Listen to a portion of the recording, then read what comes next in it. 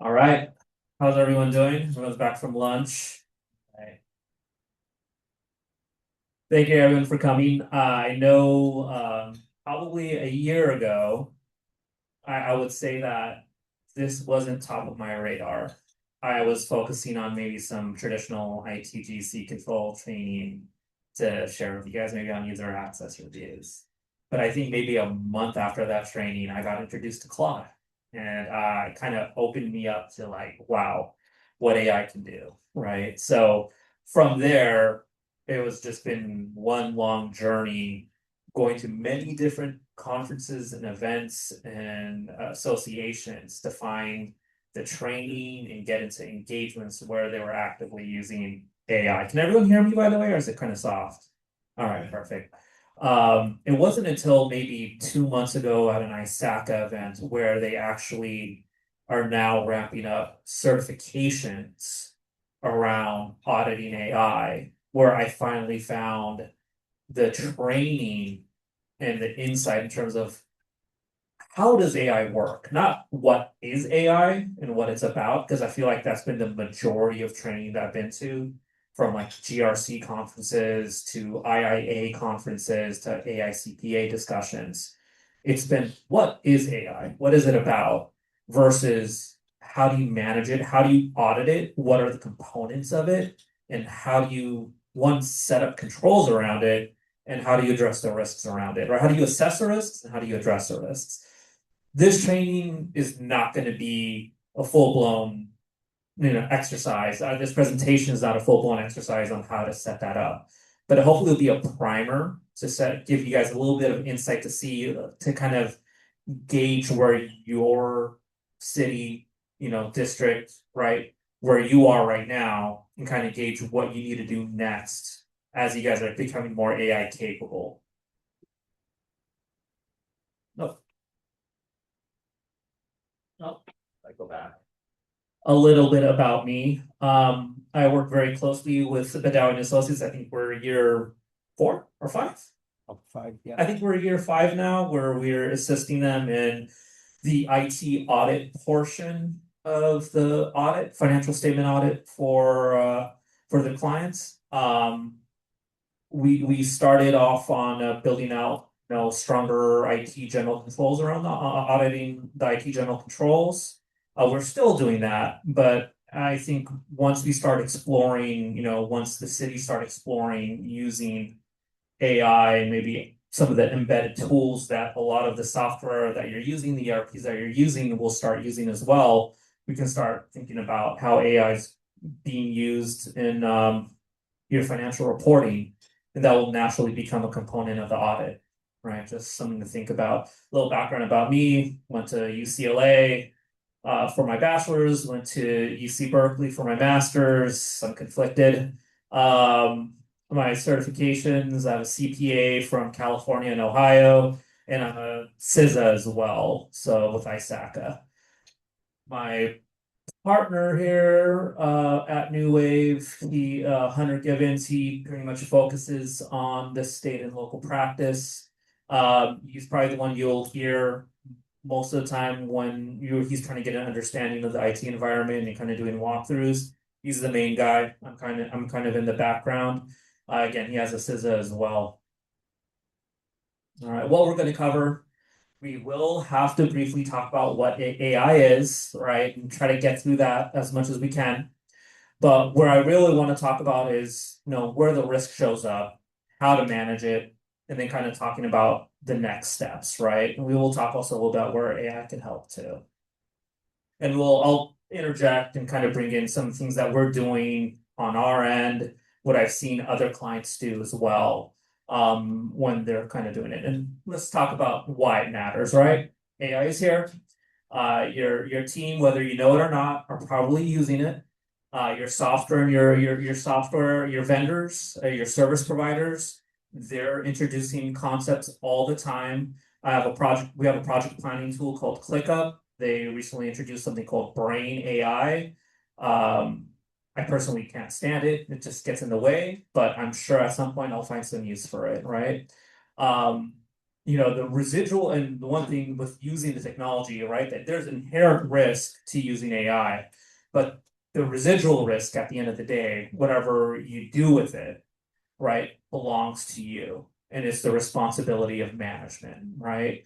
It's the responsibility of the users at the end of the day, right? So, and then, the goal is not to avoid AI because I think everyone's using it. I think anyone who thinks that it's going to go by, it's another fad. I think that has been disabused at this point. I don't think it's going. I think it is here to stay, at least in our field, because I think the use cases have been proven, at least in the audit field and in the financial reporting field, we've seen it being used pretty effectively in either operational controls that lead up to financial reporting controls are actually in the use of proper like financial reporting controls. And I can give some examples from the IT lens, what we've seen. All right, just some quick, and this is from 25, right? This is from when I was still, that 25 report was from May, so that was when I was still a naysayer. 88% report using AI at least once with a business function. 60% are experimenting with AI agents. That means letting AI run a function completely or a process completely with maybe human on the loop, not necessarily human controlling the process, but they may be looking at the results of it, right? And then kind of that number 362 documented AI incidents in 2025, up from 233 in 2024. I'm sure it's going to be much higher. All right, just some foundational understanding, some concepts here. AI uses data-defined patterns, make predictions, and generate content, right? Um, don't start with, is it intelligent? It's like, it's not a human. Don't mistake it for a human at the end of the day, but just understand, what it can, what its functions are, right? So you have the broad concept of artificial intelligence, right? It's a broad family. Within the component of artificial intelligence, you have something called machine learning, right? And machine learning, I think a classic example I can give you of machine learning is, especially when it started, was there used to be these computer scientists that would just basically have, anyone remember Super Mario Brothers, Nintendo 8-bit, right? They would have a CPU player just constantly running thousands upon thousands of iterations, just having the computer figure out how to beat that first level of Super Mario Brothers. So every time it would die, let's start again and just keep on figuring it out step by step until it eventually beat that level, that first level. That's machine learning. Okay. Deep learning, you have to think about that as more of think of Tesla's autopilot, the use of neural networks, right? Where they have layers of data and layers of connections between what they're seeing with road data, with light data, pedestrian data, like it's all capturing all that information. They like to use the analogy like the human mind. I don't like to think it's that simple, but that's sort of the analogy that they use, is they're trying to imitate the human mind. Generative AI is probably the one you are seeing with your LLMs, with your OpenAI, with your Claudes, with your Geminis, where you're actually seeing them develop new data, right? From their training data, right? So coming up with new images, right? New code, new summaries, right? New analysis, something more than regurgitating or analyzing old data, right? Let's talk about just, I'm cheating a little bit. It says 6 terms, it's 8 terms, right? Just some things to understand before we continue talking here. A large language model, right? The engine behind your chat assistants, trained to predict and generate language.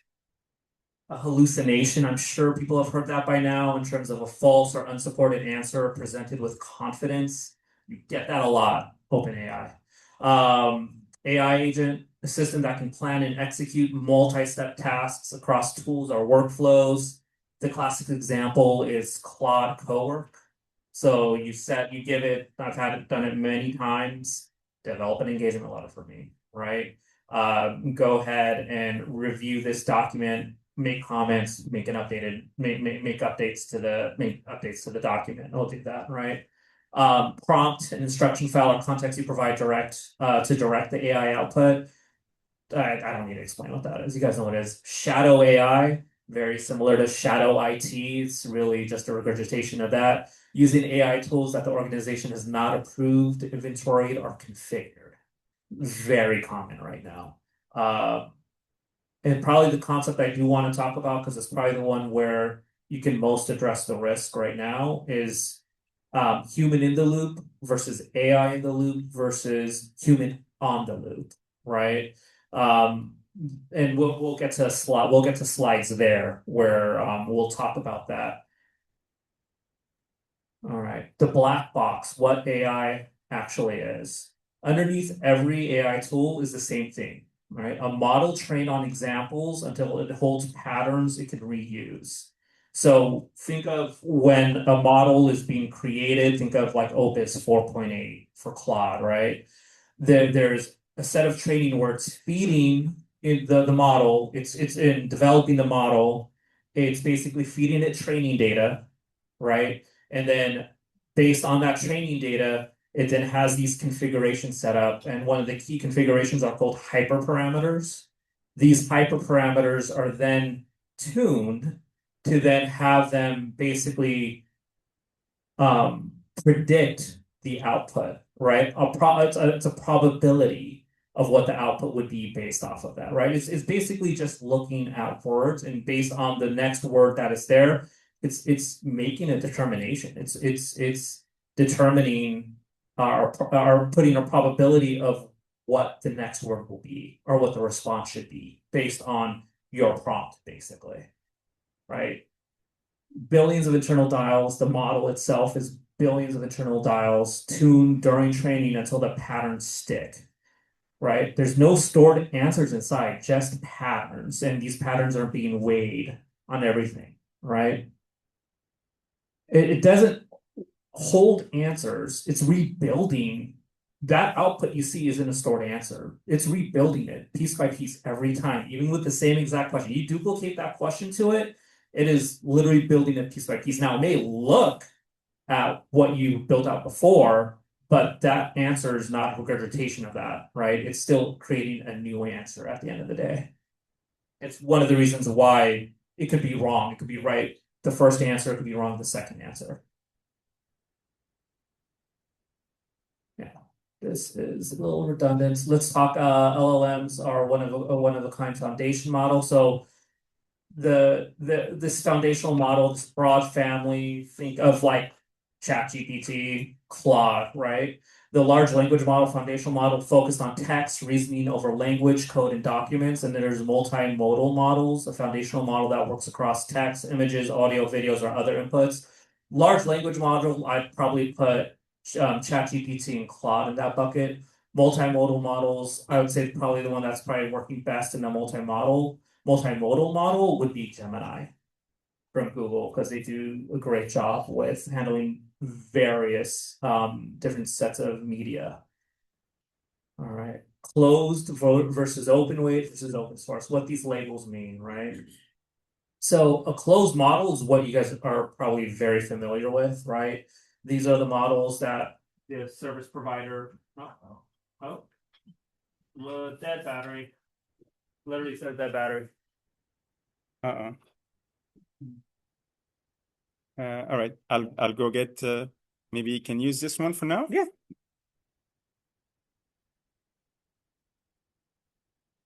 There we go.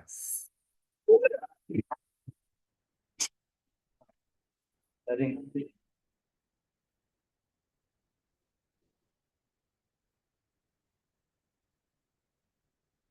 Torture chamber.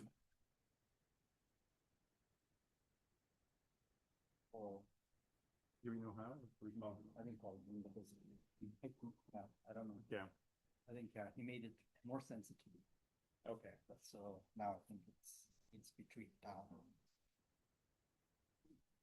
I'll give him a call. Do we need the microphone? I have a pretty loud voice. Yeah, no, we need the microphone for Okay. for the online attendees.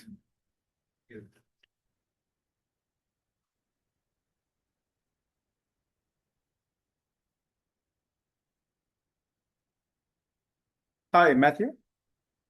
Yes, hi. This is Ahmed. It looks like the mic is out of battery. It's dead. Okay. Thank you. All right. Thank you. All right. He's on his way. Unplanned break. Yep. Enjoy.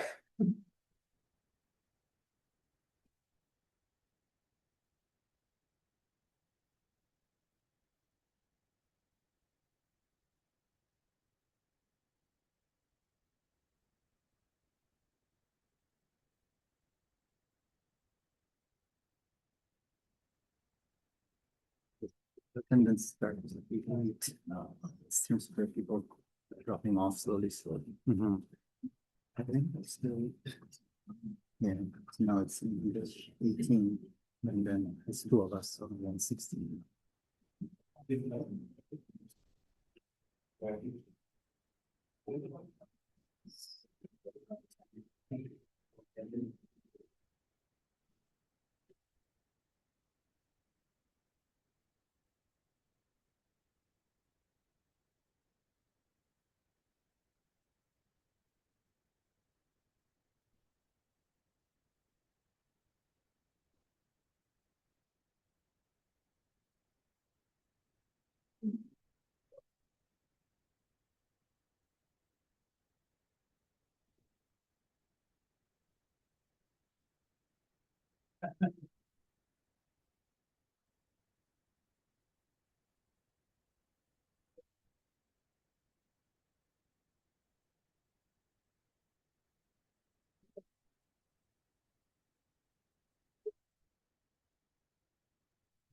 They're saying battery dead.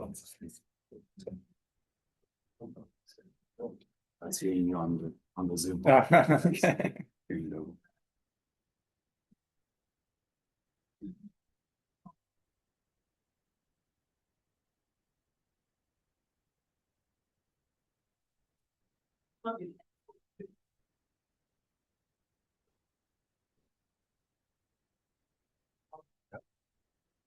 Thank you. All right. I think we're back. Okay, where were we? All right, closed, open weight, and open source. What do you wanna? Are we good online? Yeah. Okay, perfect. All right. So closed hosted, this is where the vendor runs the model as a service. Basically you have no ability to really modify outside of some basic settings like the dials, basically the hyperparameters, right? With an open weight model, you actually have the ability, or the vendor basically gives you the ability to modify those, some of the hyperparameters, some of the dials. This is more related to change management, and these are actually to the developers, right? And who actually want to develop their own LLM, right? That may use like an underlying, foundational model like ChatGPT and Claude, but then they want to tune it either with their own data and their own parameters to kind of get the result that they're expecting, right? You can see, and that's what a lot of ERPs may want to use if they want to start using AI. They're using something like an open weight model. Open source, you actually don't really see it that much in the US. You actually see it outside of the US where it's open source. That means you have access to the model. You could actually play with the model. You could feed it whatever you want. The weights are wide open. Berkeley actually has one called LibreChat where it's more open weight, but it does have an option to pick from open source models as well. You could actually look at LibreChat. It's actually pretty interesting. I think it's free. You can just go from it's Berkeley has that. Berkeley's running it.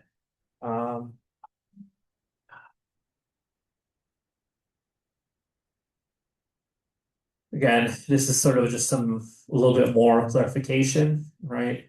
Your data goes to the vendor, know the retention and training items for any consent that goes in. Vendor secures, patches, and monitors the model for you. The vendor can change the model or the terms underneath. Your job controls what goes in, who reviews, what comes out, right? Open weight, higher risk, of course, runs whenever you put it, wherever you put it, your cloud, your servers, your rules. You own the patching, access controls, logging, and monitoring. Once weights are copied, they cannot be pulled back. Weights can be public while the training data and license stay restricted with the vendor. Okay. Kind of what we did talk about frontier models a little bit. Actually, we may have just mentioned it. A frontier model, an example would be Claude's Mythos or Fable, right? Typically, these very capable models, they roll out first to labs, universities, governments, vetted partners, our critical infrastructure users for testing before they're generally available. Wide staged, right? The safety testing, cyber and bio risk review, capacity limits, legal rules, right? Mentioned who gets early access. Mentioned the example with Claude, right? They briefly suspended Anthropic's Fable and Mythos in June. Then they lifted it in June 30th. Fable is now broadly available. Mythos is still limited.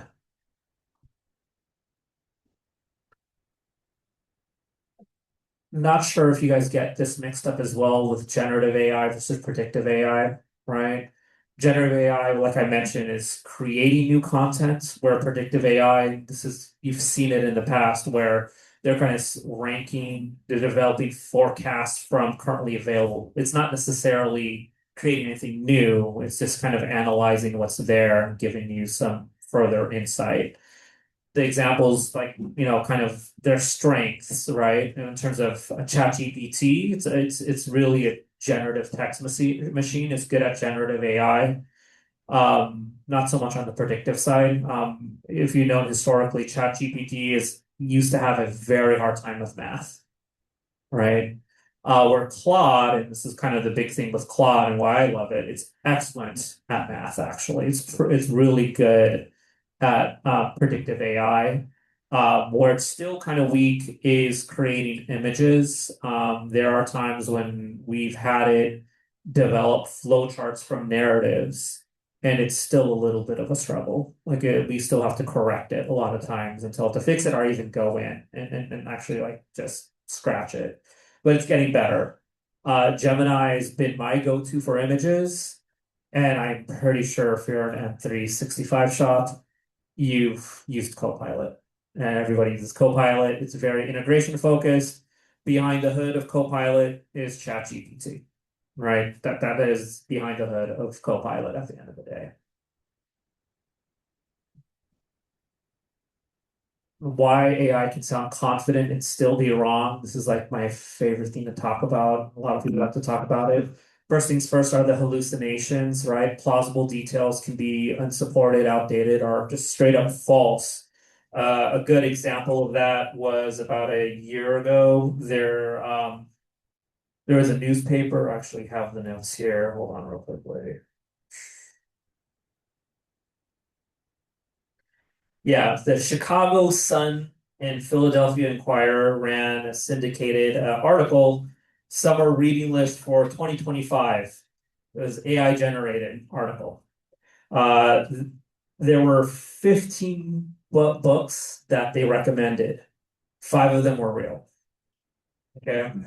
The rest were invented books attributed to real famous authors, right? The clearest case was Tidewater Dreams, presented as a new Isabel Allende climate fiction novel with a full plot summary. So they just made up a summary of the book, okay? The book was never wrote. Yeah, the culprit is the freelance writer generated the list with AI and didn't verify it. Yeah. And what's funny is like the newspaper readers like followed up and had tons of comments of like, I'm looking for this book. Where is it? Basically. Yeah. And I mean everyone here has experienced hallucination, the overconfidence, the missing context, right? The bias. I think what's underlying it though, and what you don't see is the model drift. And under what's model drift, there's also data drift as well, right? All right. This is probably one of the more interesting things, like in terms of like how the data is stored and then how the LLM pulls from it. They use what's called a vector database, right? This is how they store the data. So when they're training the model, they're basically like they're feeding it whatever data, it could be policies, docs, whatever. They're taking chunks of data and then they're storing it in a multivariable database called a vector database. So a relational database is X and Y, right? The example they gave us was a fluffy cat, right? In a vector database, there'd be a point for fluffy, there'd be a point for cat, there'd be a point for fluffy cat, there'd be a point for attributes of fluffy, attributes of what a cat is, right? There'd be all these different attributes in this vector database. And then when you're searching, when you're asking the LLM for something, it will go to that vector database and then it will try to tie, and this is still a little bit of a mystery for me too, is like how they're taking your prompt, they're going to the vector database and pulling these chunks, and they're basically taking a probability of what you think you're talking about when you're saying fluffy cat. And then they're pulling it from the vector database, the output from the vector database. Here's a interesting visualization of it, right?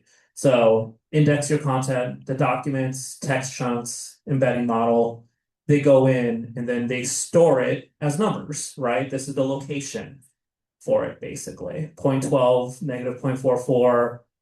Again, not relational. You come in with your question, what's our refund policy, right? They'll convert it into a query vector, and then they'll take your questions and they'll go in the vector database, and then they'll try to understand the meaning by going in this vector database at the end of the day. And then the LLM will read these retrieved chunks, and then they'll try to give you an answer from that vector database. So every publishing of a new model comes out with a vector database that's like well established, basically. And anytime you're asking it, it's taking from this trained vector database, all this data that's in there, and then they're kind of giving you the output from there. So it's not constantly updating the vector database, right? With your prompt, that's not what's being updated, right? The language, the training is what's updating the vector database.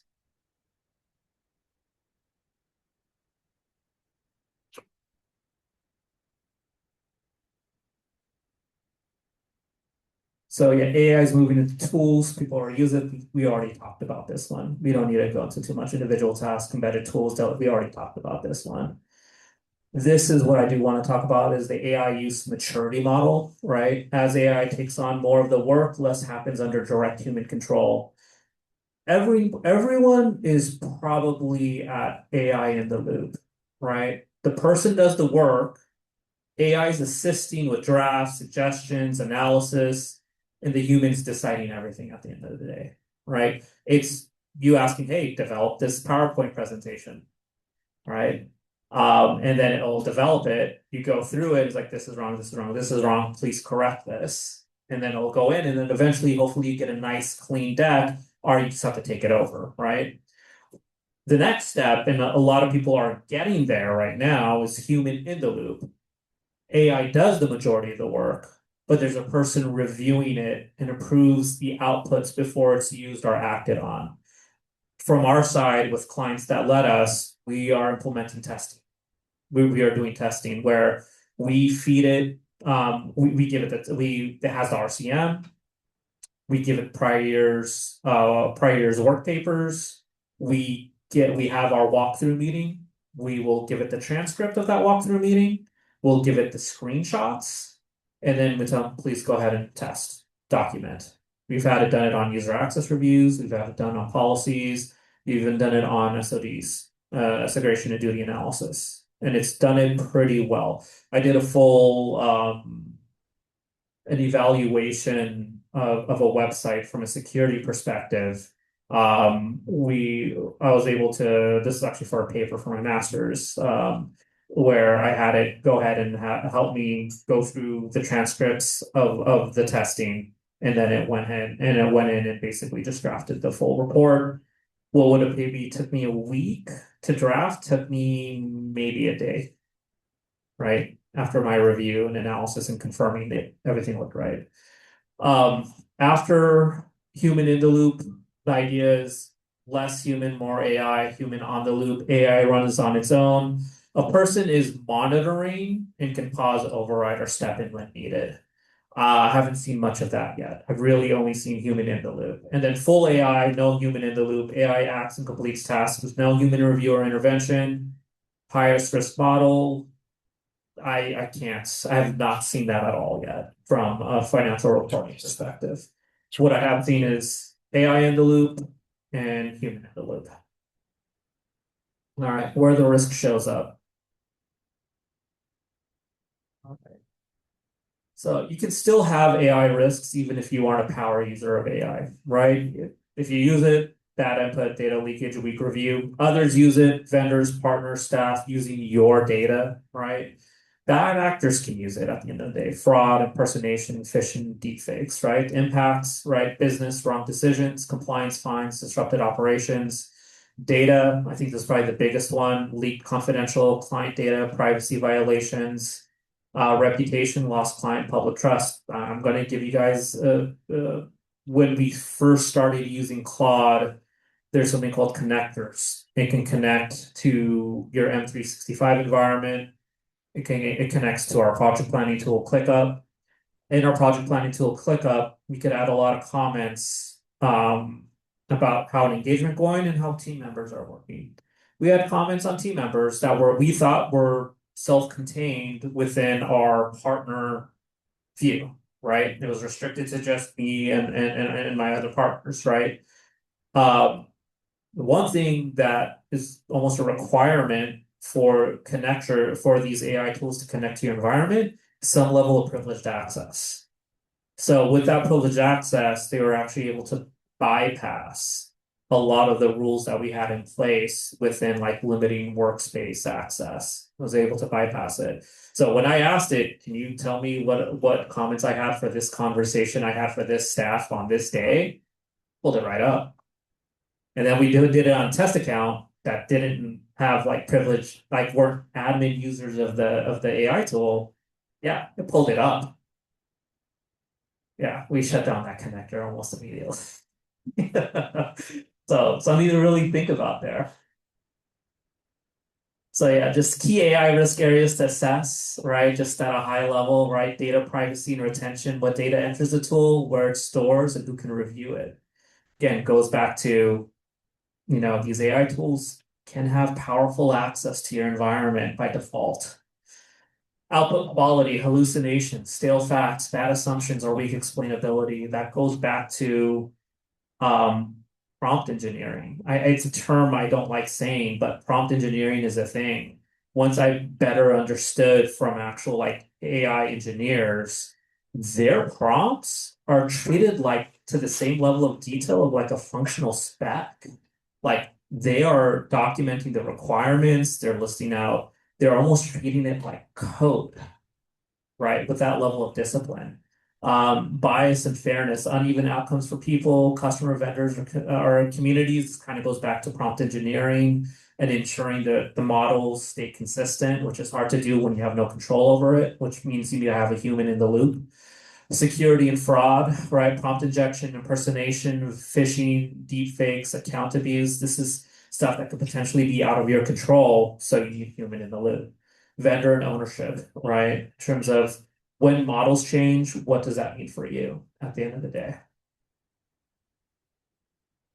Kind of already talked about a little bit in terms of how AI failures actually happen, prompt injections, hidden erroneous instructions in an email file or web page, steer the tool into leaking data or taking bad actions, the actions you don't want, basically. Bad retrieval, the tool pulls outdated, wrong, or overshared documents and builds a confident answer on top of them.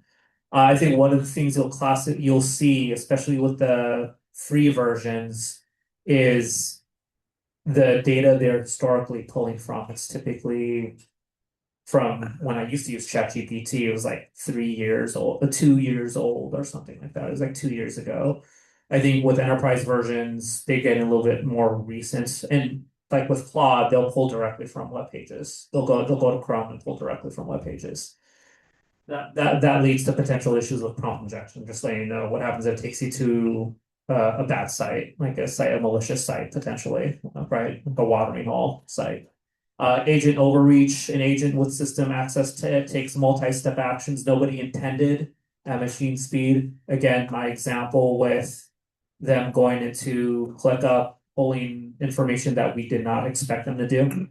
And then the spline model changes. That's the big one, right? That's the one where you really have no control. And that's where you kind of need to have your eyes on what your AI model, whatever your AI provider is doing. You need to make sure that you're kind of making sure you understand what these changes are doing. All right. I wanted to put a risk map here, right? Just so you guys can see it, taking the maturity model, looking at the risk at the end of the day, right? It's kind of it should be almost common sense, right? The less human in the loop, the more risky it's going to be at the end of the day, right? All right. How to manage it. So small practical steps, and hopefully this will be a good starting point, right? How to manage it, start small, make AI use visible, and then match controls to the risk, right?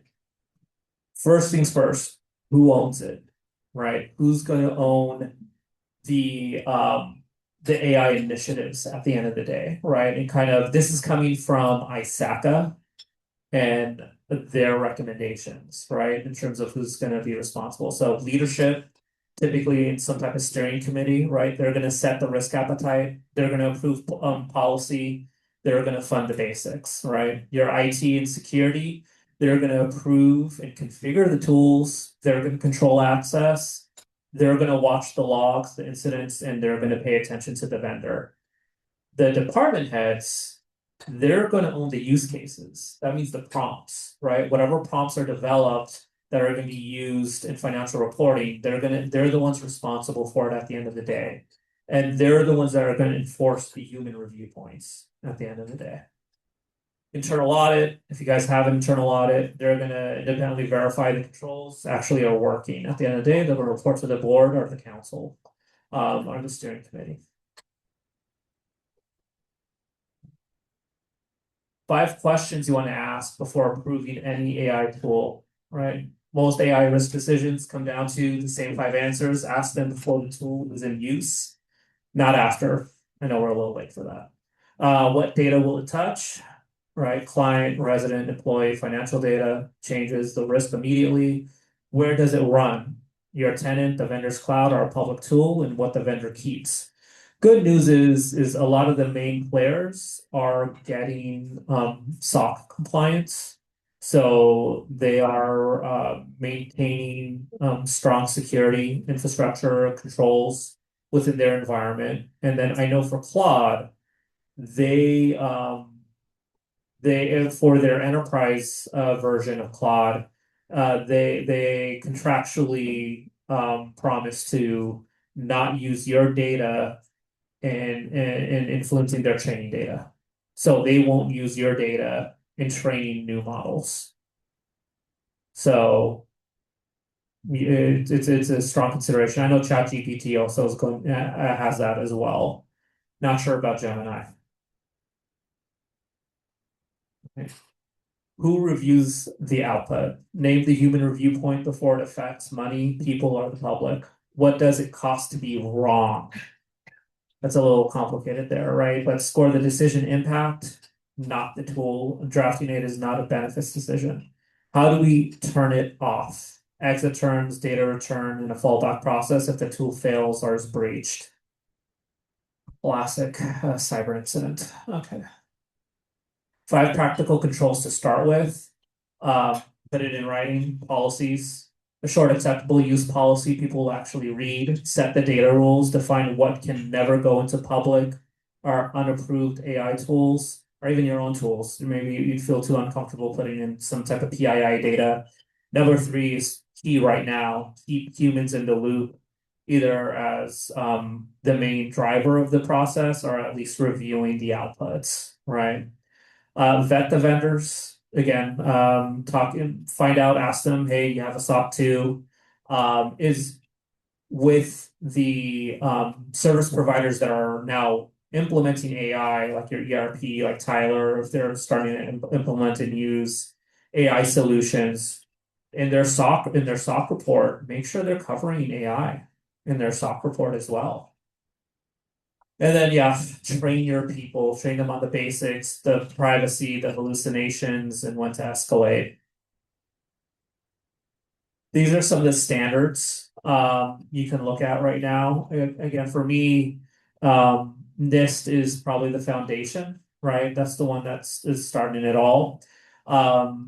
This Gen AI profile is also a good natural companion there. ISO is great for formalizing it into policy, and then ISACA. On top of the certifications for auditing, they also have one for being a practitioner as well. So not necessarily just auditing, but actually being like a risk manager. They have certifications. ISACA is probably the one leading the charge on this. All right. Just understanding some of the AI rules, where they're coming from right now. The EU is definitely taking the lead on this one. Federally for the US, they're being a little less controlling at the federal level. They're letting the states make the decisions, and I think there's also been trying to be regulations to even limit that. So I just want to give you that heads up there. All right.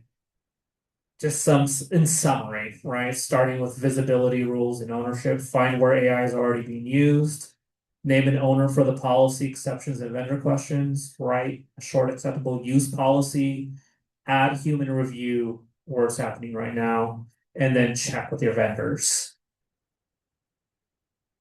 And make it a repeatable process, right? Make it part of your third-party risk management right now.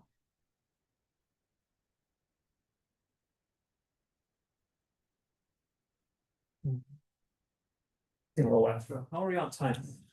Yeah, 15 minutes. 15? Mm-hmm. Okay. Right. Cool.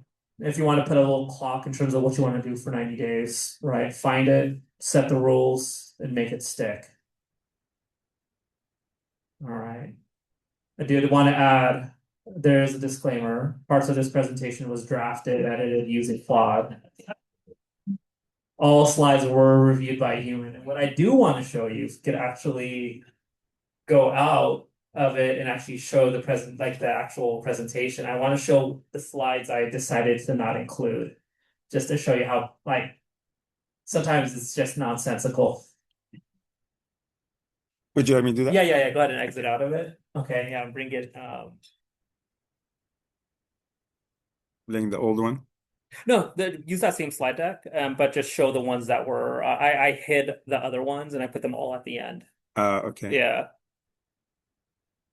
Yeah, if you just want to go down, you could skip that one if you want to. But this is just sorry, you're not sharing right now. Yeah. Shall I go with this one? Yeah, you can go there.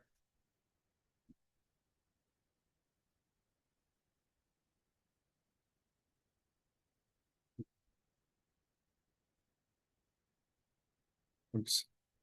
Nope. Wrong one.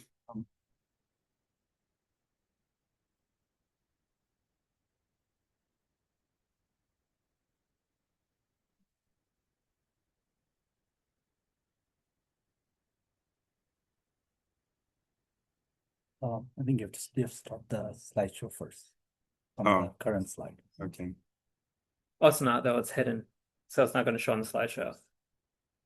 Okay. Let me see. What do I want to share?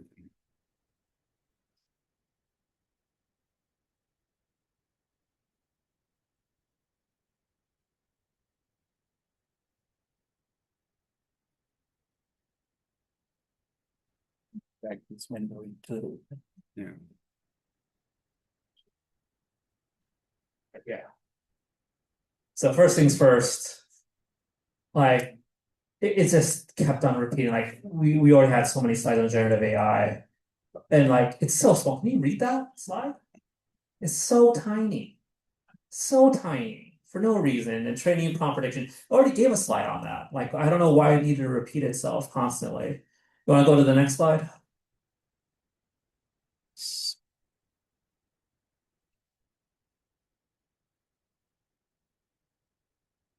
And just hit the down arrow. Yeah.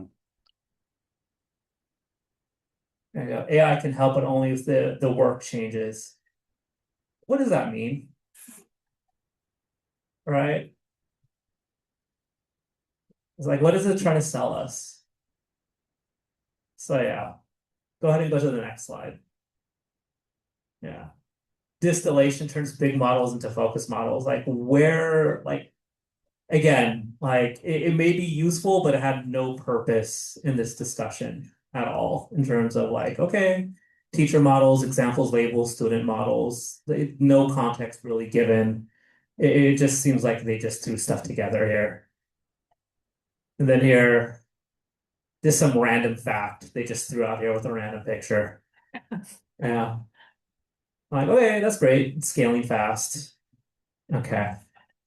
But yeah, so you can see I took out a good bit of slides out of here. Yeah, I don't know if you need to go through all of them, but it's fine if you do. But yeah, just some of them just seem very redundant. Seems like would have been good in the beginning. Okay, some numbers. I'm like, okay, like sure. But yeah, kind of overkill. Sometimes I'll go above and beyond when you don't need it. A lot of times I have to temper it too.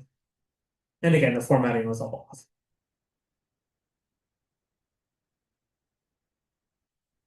Yeah. But yeah, if you guys have anything else, yeah. Any questions? Yeah. Yeah. I don't use AI other than maybe Siri, if it counts on that, but with it, so scary. Can you kind of demo exactly what, something created this PowerPoint slide for you, right? So how Go did go. that happen? Oh, sure. I mean, I can. If you want to go to the NWA website, if you go to our my company's website, that was all created by AI. I literally created a prompt saying, "Please develop this website for us." Yeah, go ahead. If you want to show, go to Chrome. Show is if you can go on Chrome and or any website and just type out our website name. We developed a website purely off on Chrome. And then I can try to find the prompt. I'm gonna just take it here to. Yeah, yeah. It's NWA LLP. I know NWA, hilarious. LLP.com.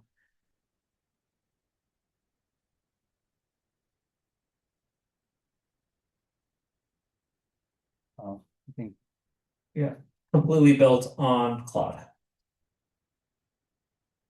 You go in there, you go down. This was maybe took us a week to work on Claude. I even did the security scan on Claude. So yeah, you just go down core services, other services, industries, about us. Go to our team.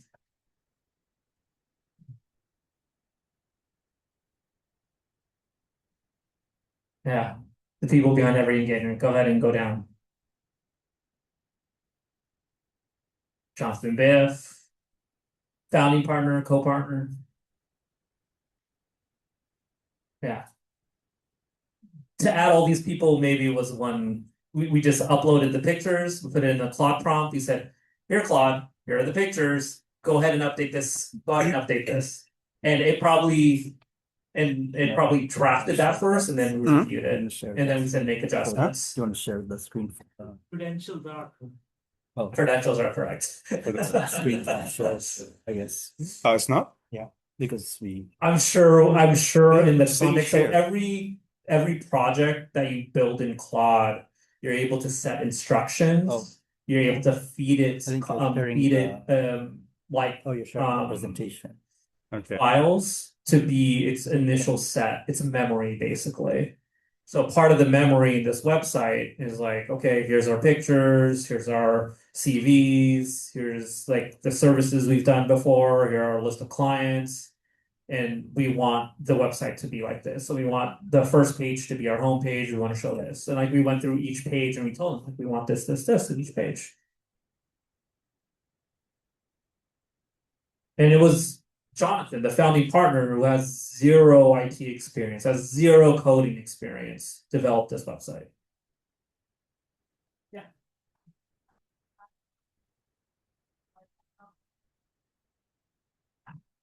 it's like bittersweet in a way. It has saved us a lot because we basically don't do offshore anymore.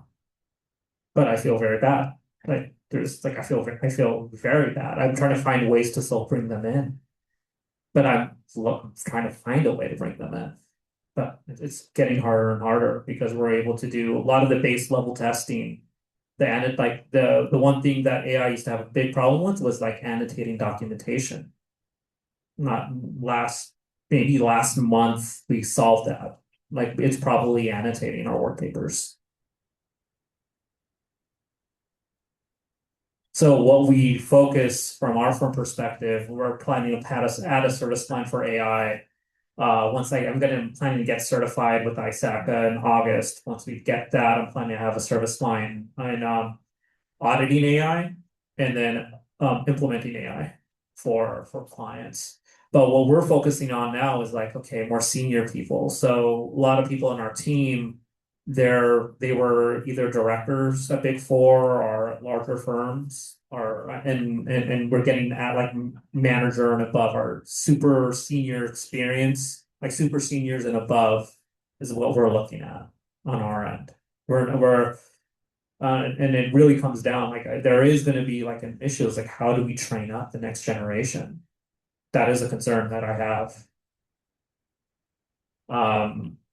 Being kind of even going deeper, thinking about my kids, there's something called cognitive load, right? How much can you handle in terms of thinking through something? I purposely do not let my kids touch AI because I think that's going to damage their ability to really think through things, and they want to take a shortcut because I've seen myself take shortcuts. Right? I don't want them to go through it. Any other questions? I'm curious, do you know of anybody or if anybody in the room uses AI in their finance department at present? So from my experience, I'll leave it all open into the room. I've seen them use it operationally, and then when the control counts, they'll go back. So think of like I'll go with like a transaction, like a sensitive transaction review, right? So, and it's something where they're looking at maybe 600 transactions for the month. It's a monthly control. They're reviewing 600 transactions, right? They're not waiting until the end of the month to perform the formal control. What they're doing is they have these informal weekly reviews where they're using AI, like they're getting the data from the system, they're plugging it into AI, and then they're saying, okay, please review these transactions. I'm looking for any suspicious transactions that have like this person did this. Please review, tell me if they did anything. And AI will do the analysis. It'll spit out the output and the person will review it. Weeks 1 through 3. So then by the time it comes to week 4, when they have to formally do the review for the month, they like, okay, I know weeks 1 through 3, AI handled it. But for the last week, okay, maybe I'll have AI do it again, but now let me verify this last week or something. So they'll trust it, they'll do the formal sign off for the full month.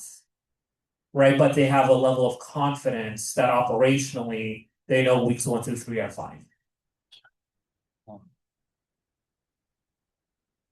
Anyone have examples here?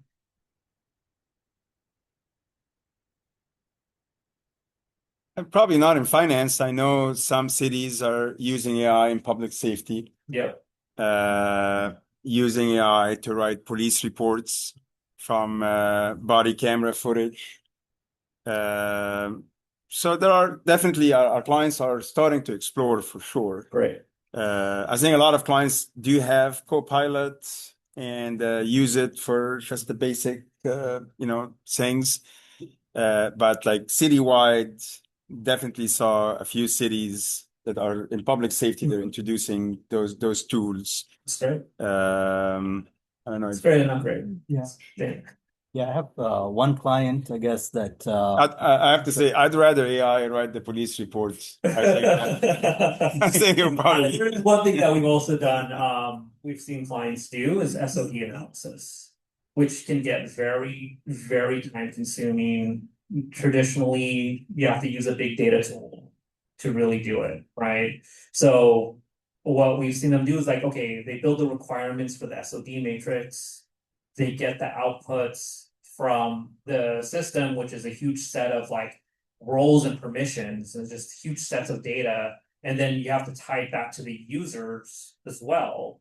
So you're able to take that the SOD matrix, feed it into Claude. We use Claude and tell them, okay, these are the functional rules. These are the conflicts that we don't want to see. Here are the users, here are their roles. Here are the roles, here are the permissions. Tell us, one, what roles are inherently have conflicts, right? So roles have a set of permissions that are inherently create a conflict. That role needs to be fixed. Then tell us which users, because users could potentially have multiple roles, have conflicts potentially based on this SOD metrics we developed. Did the bump, we independently verified, it was 100% accurate. I think Mitesh also has an example. Right, I believe one of our clients is using AI. I mean, they call it AI. I'm not sure if it's AI exactly, but essentially they would upload their vendor invoices and it would populate all the invoice information into their AP module. So that way they don't necessarily need to have an AP clerk input every single invoice. It would just be a matter of reviewing. Sounds like they're using input. OCR technology. Yeah. Right? It's gotten better. OCR, think of like Adobe Scan, right?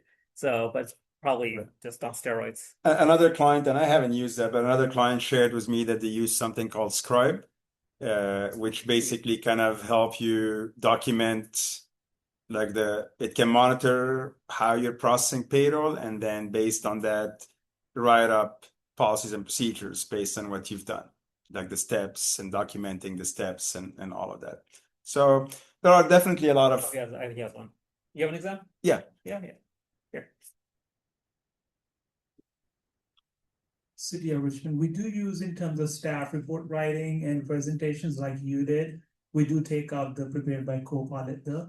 So, and we also do a lot of times for research purposes. For example, we have, like we need to look up something from ACFR, multiple ACFR, so we need to do some like comparable city data or or look through some bond documents, some particular information. So like in that sense, we haven't been into we haven't incorporated the accounting work in AI, which is a bit cautious. We are a bit cautious of that because a horror story.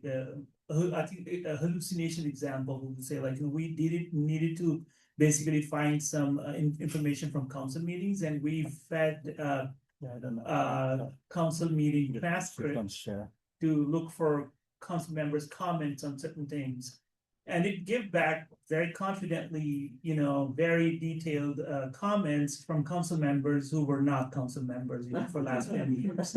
But it knew they were council members at some point, so it was like really interesting. We lost it with confidence in Copilot.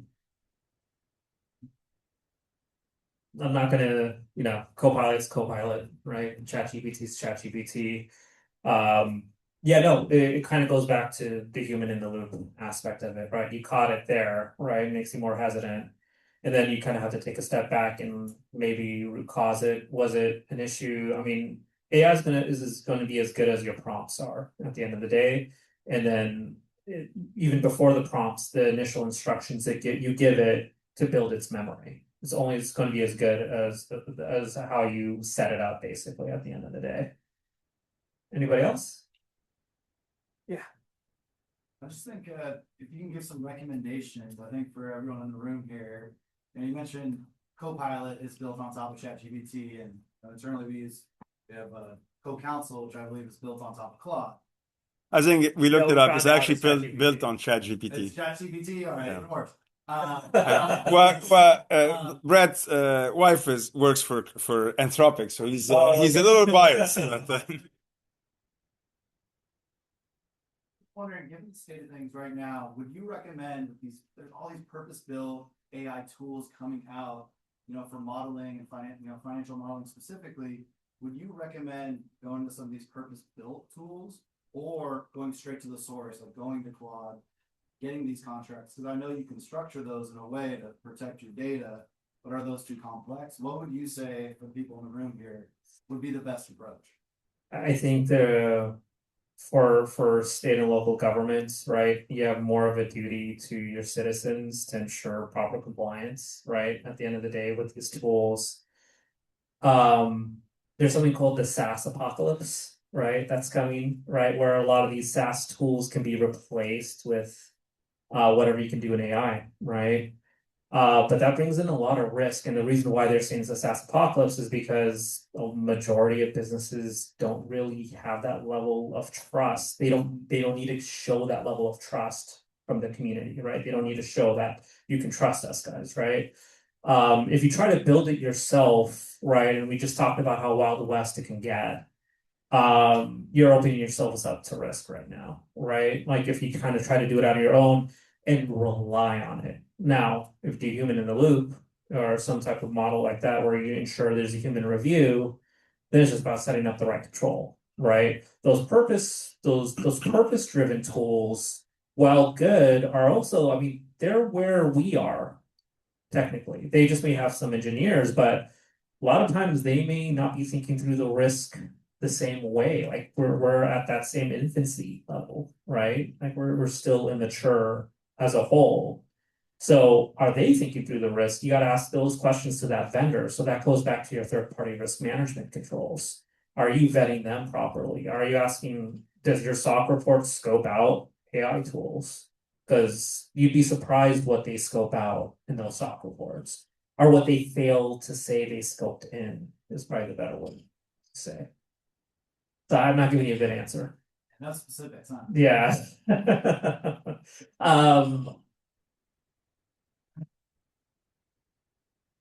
Make sure it's in the SOC report. That's what I get. That's what I need to cover. Make sure it's in the SOC report. Another question. I had one.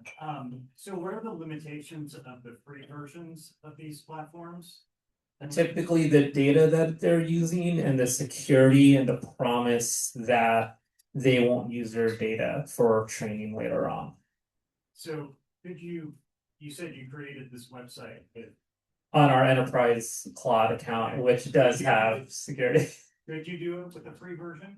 You could, but there's something called tokens, right? So they limit. So this one took a lot of tokens to build this website out, right? It went through a lot of code. We went through multiple iterations at one time to build that website. So there's typically a usage limit, and that's the main thing limiting you with those free accounts. Is like it's gonna stop you. Like you could build maybe half the website, and then it'll stop you and tell you to wait for 4 hours. Actually, Yeah. even the paid one, like my wife used a paid one to do stuff for our firm, and every other day or so, she will have to say, "Well, I have to stop because I reached the max and I have to let it reset." So I think the more you use, the more you're consuming, and they want to charge you for it or put a limit on it. Even our own applications are like project management application. A lot of applications there are limits in our subscription to how much we can use. Usually those limits are pretty generous. But if you're using not the enterprise cloud, but like the regular paid version, I can tell you that we're hitting that limit almost every day as we're building stuff. So I mean, just a little inside ball. Claude has standard tier and premium tier. Don't tell your wife. We have 2 premium tier, and then everyone else is standard. The premium tier, I've never ran into token issues, like running out of usability. So when a team member is doing something very hard, he needs a little bit more usage. I'm like, okay, we'll just trade. I'll take your standard, you take my premium. When you're done, okay, I'm taking back my premium, you take back the standard. So we're doing it with just 2 premium accounts. So yeah, you probably need to get your wife a premium tier. well, I have to charge my clients a premium first, and then use that to pay the premium. Yeah. Anything else? Yeah. Talking about the plot reports for make sure AI is in there, like, let's just say we're talking about a financial system like title and units. What would we be looking for besides the word AI? So in the SOC report after the opinions, they kind of like explain the system, and that's typically the scope, right? That section even if it's one line, you have to get some level of comfort that they're covering AI there. Then two, when you look at the control objectives at the bottom, typically the auditor in their procedures would have some section around what they're evaluating an AI and like whatever AI model they're reviewing, like they're reviewed. These companies are probably using Claude, or they're using ChatGPT. So they're probably evaluating their SOC reports, right? So they can either be in a CSOC, right? There's a section where other service providers used at the end of the day, and they can mention it there. Or they can have controls where they are evaluating those SOC reports from the actual like models, the model creators, like Claude, like Anthropic, like OpenAI. So yeah, those would be probably the two areas you want to focus on. Just out of curiosity, because we do have AI tools or AI agents that are designed to review SOC reports. I'm just wondering what conflict is there if you're using AI to review a SOC report that is describing an AI system, or there is no conflict. Human in the loop. Yeah.